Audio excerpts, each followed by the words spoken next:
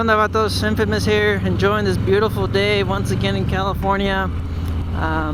Just wanted to give, I guess, my own 2 cents, my own opinion, you know. I don't care. On how to get started on riding a motorcycle. It's always good to kind of take the class. I honestly 100% believe that.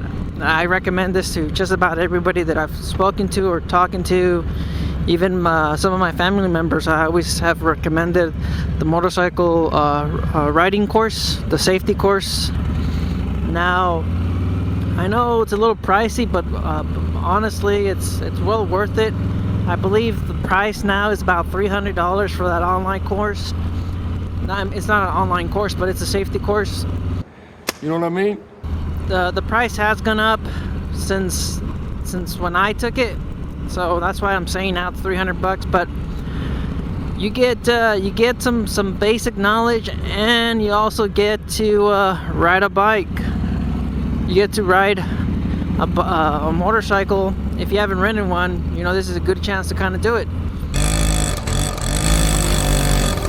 You take a class, maybe about I don't know, with the whole situation right now with the virus. One of my coworkers actually just took it, and I believe he said there was about 8 or 12 people in the class. So I do believe in the class, because you get about, I believe, 4 to 6 hours of ride time. And the instructor, the class itself, it's actually quite easy. There's really no exam. Everybody takes it together, and it's just they go over a little bit of the laws and a little bit of the physics and how riding a motorcycle kind of works. The leaning, counter steering, the braking, just about almost everything. Just a beginner course. Now I do have the audio logs of my class, a couple years old, but I'm pretty sure it's still the same thing. So if I could upload them, I guess I'll upload them to the channel, or I'll probably leave a link so you guys could probably download those audio logs and listen to them when you guys are, I don't know, commuting or exercising or doing something. You guys could listen to those. And as far as the class itself, like I said, it takes place on the weekend. Now, usually there's always a waiting period. From what I've seen, maybe it's about 2 months, depending on your area or your location. But here in the Bay Area, here in California, you're usually looking at about 2-month wait time for that class. It's always kind of good to start on something small and something light, like an off-road motocross ATV, or not an ATV, but just something that's light, small CCs. That's what I would honestly recommend. And the same thing with the motorcycle course. Now, right before you guys even take the test, or right before you guys even start the rider portion of the class, I would strongly recommend anybody. I strongly recommend anybody. Now, this is the same thing with the smaller the bike, the smaller the CCs, the better for beginners.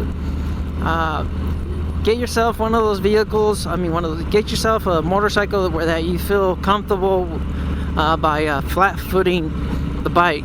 Honestly, that's one less thing you want to worry about when you're learning how to ride. You do not want to be worried about your balance. You do not want to be worried about being able to flat foot it, being comfortable. Everything about starting to ride a motorcycle, you have to be absolutely comfortable, and you have to be just focused on riding. You don't want to be focused on riding and then thinking about, oh, crap, I could barely flat foot it. Am I gonna tilt over and fall over? Now, everybody's gonna drop a bike when it comes to riding a motorcycle for the first time. Everybody's gonna drop it. It's natural. You're gonna end up dropping the bike because you're gonna squeeze the brakes. You're gonna do something with the brakes. You're gonna be turning. You're gonna be doing something that you still don't understand. The counter steering, the balancing, everything about a motorcycle, it's not completely the same on a bicycle. Once you start going over 15 miles per hour, the rules change by a lot. Now that'd be two recommendations. Get yourself the class anyways, even if you do have some experience. Get yourself the class so you could start maneuvering and trying out what is required for you to pass the class, which would be braking, being able to brake in a shorter distance. That's honestly where a lot of people failed the class, was the braking, the sharp swerve, which was you're coming up and then you would swerve out of the way. That'd be another one. And the only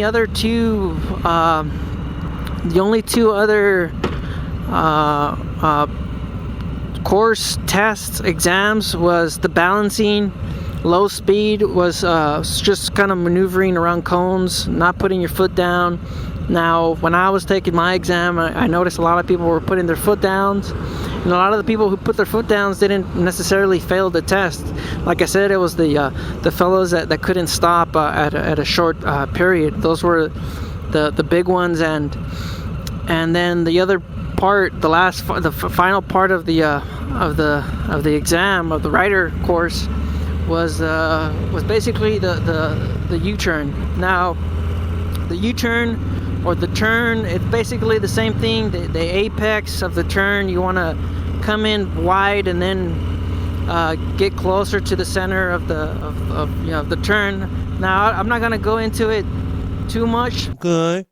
Get yourself a cruiser. Get yourself something that you can come comfortably flat foot.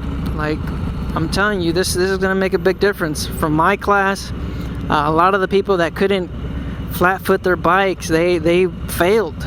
They did, because when they were doing all the exams, all the courses, they always had that in the back of their head. They were always thinking, am I gonna be able to flat foot the bike when I come to a stop, or when I'm turning, doing the low speed exam part, maneuvering around cones? And they always have that in the back of their head.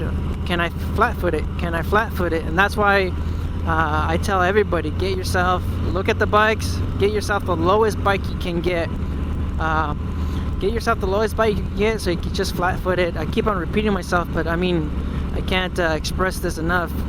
You have to be comfortable with the bike when you're first starting out.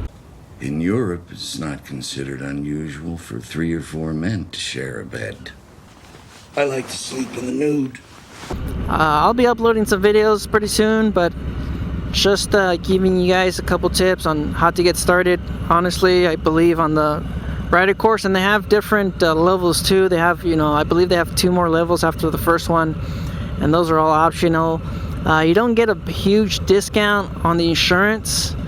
It's only, I think it's only like maybe 2 or 5%. They don't really show the number on the insurance. All I know is it has it on their motorcycle course discount, training discount, and that's pretty much it. I mean, it's not a huge discount, but you do get to bypass the DMV test, which is absolutely easy. I mean, you ride up on a straight line, and then you stay in a circle. You do that 2 times, and then you come back down, and that's pretty much it. Simple exam. It's nothing like the driving one.